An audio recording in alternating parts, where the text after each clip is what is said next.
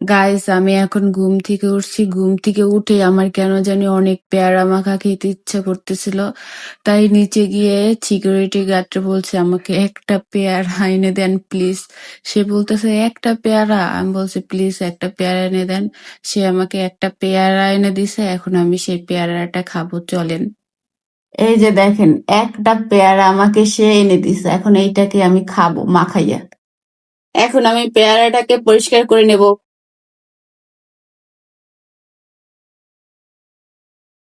পেয়ারাটা দেখতে কিন্তু অনেক সুন্দর, তাই না? অনেক বড়।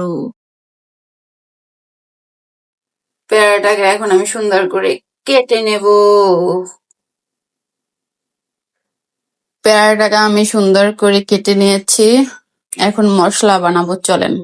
প্রথমে লবণ দিব, এরপরে মরিচের গুঁড়া দেব, তারপরে সুন্দর করে এখানে মিক্সড করে নেব। আমার কাঙ্ক্ষিত মশলা রেডি। এখন কি করব? এখন খাওয়া শুরু করে দেব। আমার ঝামেলা করতে ইচ্ছা করে নাই, তাই আমি এরকম ভাবে খাচ্ছি। এরকম ভাবে খেতেও মজা। কিন্তু দুঃখের বিষয় কি জানেন?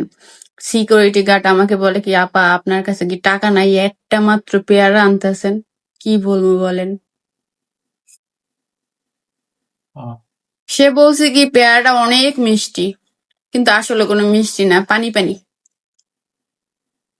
তাও খাচ্ছি, খেতে ইচ্ছা করছে।